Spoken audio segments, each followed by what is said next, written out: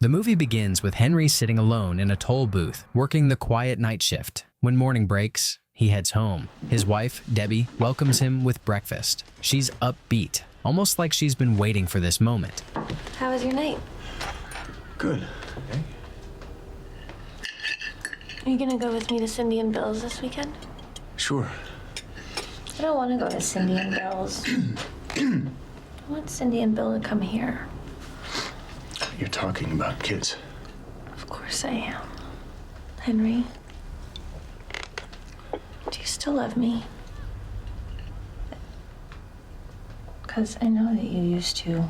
Before Henry gets a chance to answer her question, suddenly there's a loud knock on the door. When Henry opens it, his friend Eddie stands there with a sick-looking man named Joe. Joe is pale, sweating, and clearly not doing well. He keeps vomiting. Debbie, who's a nurse, jumps into action to help Joe, while Eddie asks Henry to come fill in for Joe at their baseball game. Joe's too sick to play, and the team's down a man. As you can see, he's not exactly game ready. So, what do you say? It's November. They keep the field in pretty good shape. Oh. So what do you say? Henry. So where's this game? Near Kaisertown, about 15 minutes away. Just pull right over here. So, hang tight. We'll be right back. What Henry doesn't realize is that Eddie and the others are putting on masks, pulling out guns, and walking into a bank. Henry has no idea a robbery is happening, but soon the alarm goes off, and the guys run off, leaving Henry alone in the car. A police officer nearby sees him and notices something odd. Henry's wearing the same team jersey as the robbers. Look, we know this wasn't your deal, Torn. These people aren't your friends. Why are you sticking up for them? You're looking at 3 to 7, Henry. The court sentences Henry Torn to 3 years in prison for the...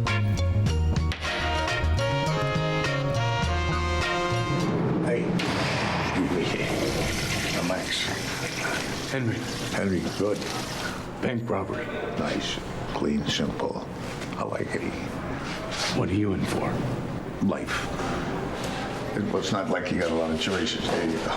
The next morning, Max talks during breakfast about how most prisoners once had dreams, but they all ended up here because something went wrong. When he asks Henry what his dream was, Henry says he never had one.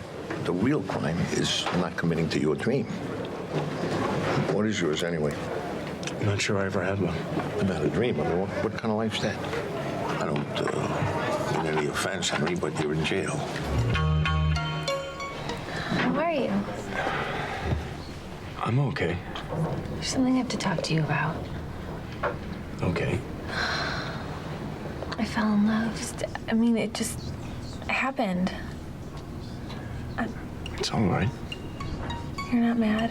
Strangely, Henry takes it well. He tells Debbie that he just wants her to be happy. Months go by. Max listens to Henry joke around with other inmates about how he might fake being dangerous just to stay locked up. The head of the board comes and says, okay, Max, what are you going to do for us this time if we let you out? I'm going to break into your house and then I'll kill your dog. They set the house on fire. And I'll bite and I'll mangle and I'll tear the tongue out of everything that's breathing. Scared the shit out of me, I'll tell you that. When's your review coming up? Next month. Everyone knows Henry's innocent. I didn't do the crime. Hey, but you got the time. So you might as well have done it.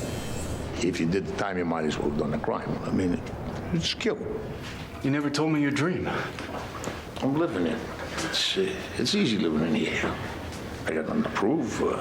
Henry's parole is approved. When he leaves the prison, he visits Debbie's place and is surprised to find Joe being the man of the house. Debbie is pregnant, just as she wished, and Henry is dumbfounded by how things have turned out for her.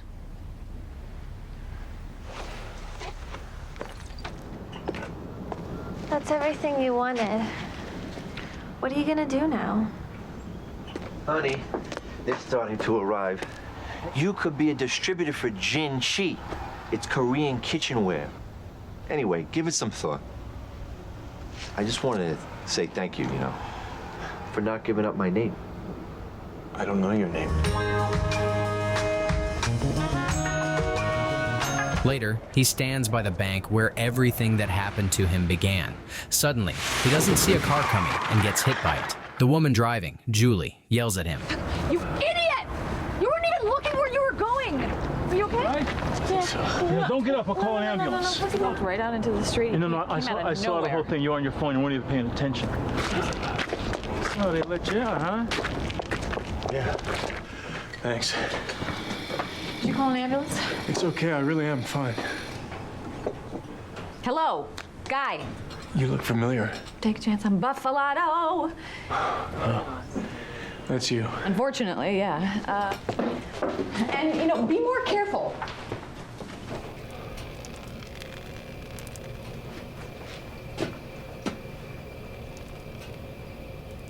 The headline he is reading tells of an attempted bank robbery through a tunnel. Henry quickly goes out and notices the tunnel connecting the bank and the theater across the street.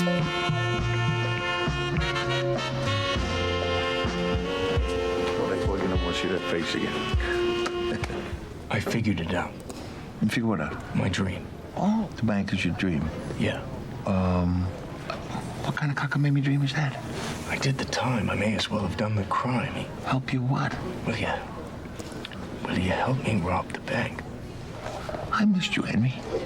Max clearly isn't thrilled by the proposal and doesn't give him hope for further convincing. Afterward, Henry visits the theater. Julie is there rehearsing for a play. Oh, I must drink my coffee. I'm sorry, Fears is sick today. What? He's... I'll pretend Fears is here. Good morning. You're performing, nothing comes out, you just performing. From the top, everybody. I'm gonna grab some coffee. Always coffee. What are you doing here? Are you here to sue me? No. Good.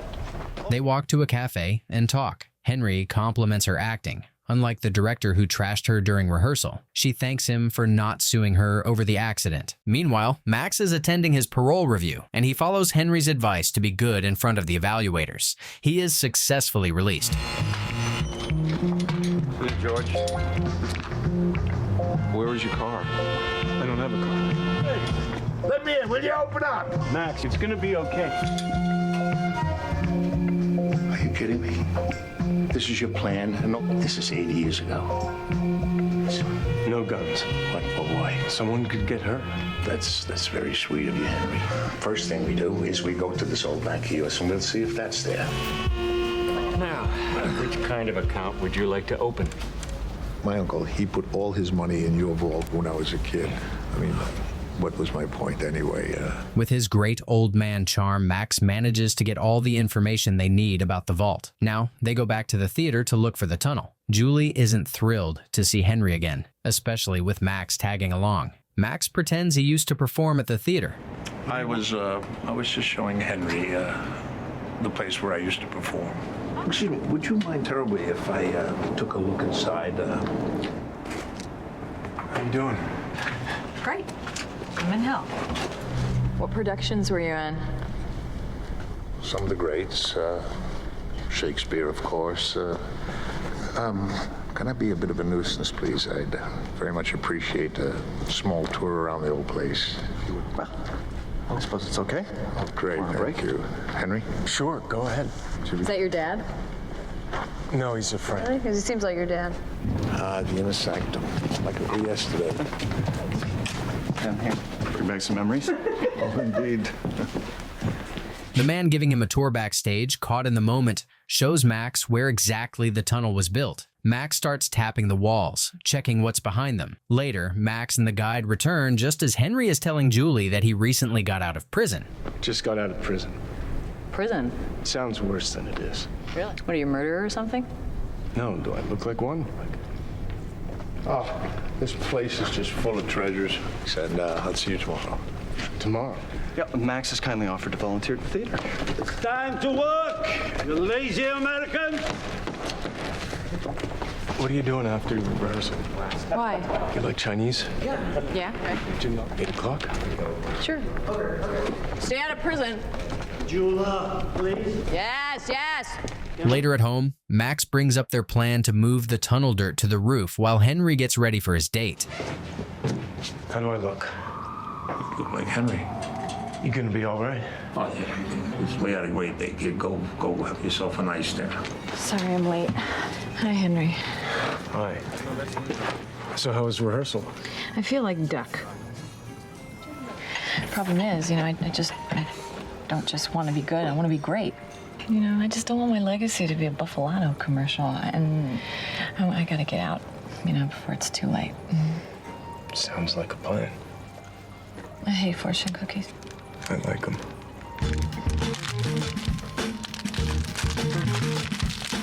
After they eat, they walk to a nearby waterfall. It's there that Henry finally opens up. He tells her how he ended up in prison and then, almost playfully, admits he actually wants to rob the bank for real. Julie finds his story a bit hard to believe, but she enjoys his company. You're gonna rob the bank that you already went to jail for robbing? Yeah. Hilarious, Henry. Let's get some ice cream. I can't believe I'm sitting here. Neither can I. God knows, I love my country. Page 21. Read the next line. Like it's real. Just say it to me. You could blow me down. I just want you to believe in me like in the old days. Again. I'm so glad I ran you over. Me too. After the unexpected kiss, Henry can't help but be immersed in Julie's boldness. She has all that he lacks, a great enthusiasm and a colorful soul. They decide to follow their hearts and sleep together that day with deep affection. The next day, Henry and Julie arrive back at Max's apartment. The dirt from the tunnel goes on the roof. It's all right, she knows. She does. I didn't know the dirt from the tunnel goes on the roof.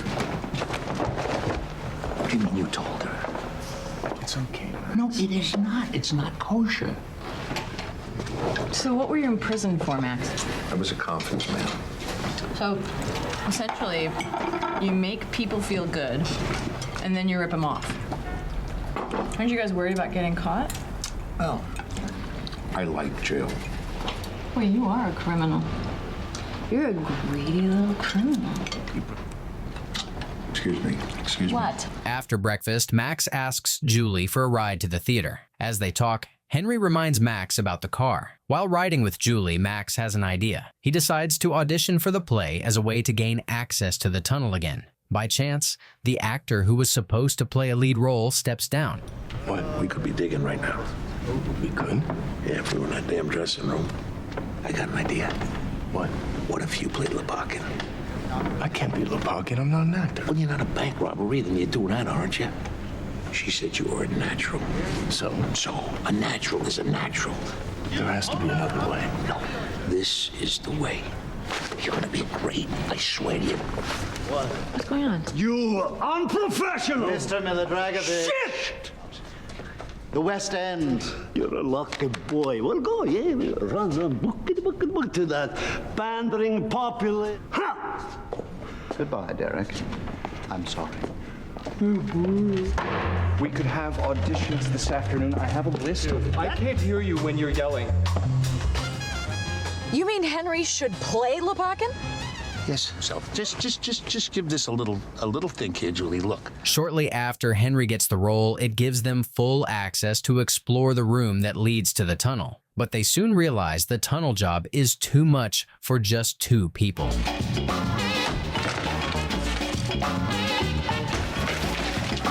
Lower. Henry. How does this shit pile of dirt? I think we might need another pair of hands. You suck. No. I suppose that's him? Yeah. How are you, Joe? How's business? It all fell apart, and now all I got is a garage full of dumb Korean plastic. Listen, Joe. We might be able to help. So what do you think? I think we should get some guns and go get the money through the front door. Joseph, we're not doing one of those stupid robberies with tellers. Henry. As they continue digging, Julie starts to understand Henry better. He is dedicated to the role, and he doesn't let the team down. He's also not chasing money. He just wants a fresh start. That girl gonna come and run into you easy. Running her down like a mouse after cheese. You got to be. One night, while they are walking home, Henry, Max, and Joe, the police officer who arrested Henry, show up. First I see you guys in the bank. Now I see you coming out of a theater behind the bank. I know what you're up to, gentlemen. So what's on your mind, Frank? Once a month, a truck goes to all our partner banks, takes up all the currency and brings it back home. 8 to 12 million held in our vault. Only a bunch of fools robbed that bank any other time. I could help you with the alarms. I could be your guy on the inside. This sounds like a setup, man. Back at the theater, the rehearsal goes on, but the director can't seem to be satisfied with Julie's performance. He constantly pushes her to her limit and even crosses boundaries to insult her. Liar. F you, Derek. Yeah, then show us. Now, if you want to become a great actress, then you have to reveal. Maybe you want to die old, alone, unemployed? Is that what you want? Oh, that's right, Julia. Run! 5 minutes, people. 5 minutes, everyone. Are you okay? I hate him. I'm a good actress. I am a damn good actress. I've heard it my whole goddamn life. What? And I'm cold. Henry and Max are curious about who might be visiting when they hear a knock at the door. It's Joe and Eddie. Joe looks hurt. Eddie says Joe told him everything and now he wants in too. But his approach and attitude are definitely not favored by the old man Max. Who's this guy? I know the whole story, and I don't dig. Somebody tell me who the hell is this guy? I'm in, or you're out. This poor guy doesn't know what he's talking about. He's out. You will please get the hell out of that chair. Relax, old man. All right. I know. Right. What do you want, Eddie? The American dream. The next day, Max and Henry go to the theater and learn that opening night is just days away. Henry freezes. He says he's not sure he can go through with the robbery anymore. I can't do it. You can't do what? I can't do this. You forced me out of jail to help you. See, I got through my whole life with my mouth, bullshit. But now I'm gonna do something. Do you understand, Henry? Take a chance on Buffalado. Oh, I hate this commercial. We have to do it opening night. What? Yeah. So you're leaving? I was thinking we could meet. What? I was thinking California.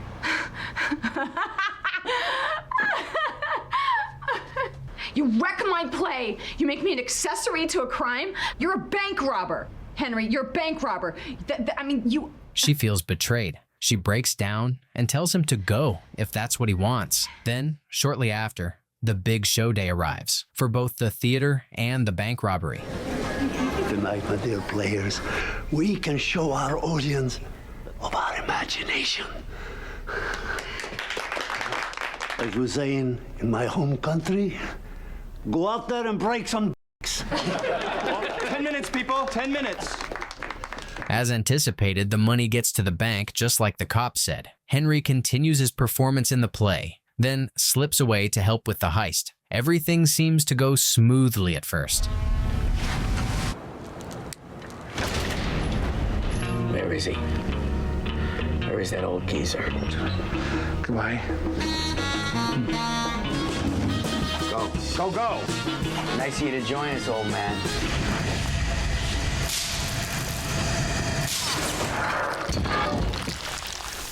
Welcome to my world, bitches.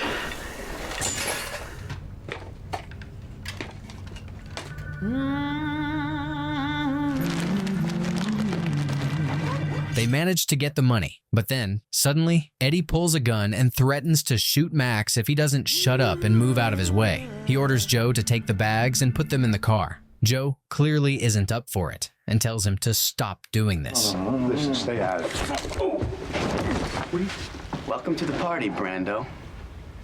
Oh, come on, Eddie. We're here. We're done. Come on. Shut up, Joe. No happy ending for you, my friend. Oh, you animal!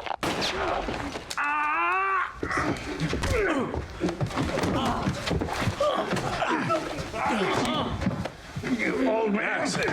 Max. Act 4 places, people. It's going very well, everyone. Though injured, Henry drags himself back to the stage and finishes his scene. Meanwhile, Eddie is knocked out and locked back in the tunnel. With the problem handled, Max, Joe, and Henry drive off with the cash.